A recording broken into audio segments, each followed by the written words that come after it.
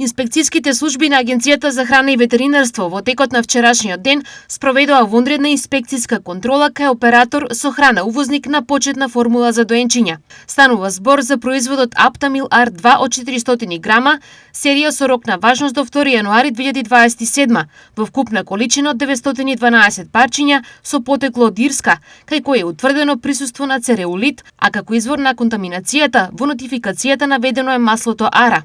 Со контролата утврдено е дека целокупната увезена количина е дистрибуирана на пазарот во Македонија, односно производот не е пронајден во магазините на увозникот и дека, како што и самиот оператор ја известил агенцијата и јавноста, веќе се врши итно повлекување на дистрибуираните количини од овој производ од пазарот.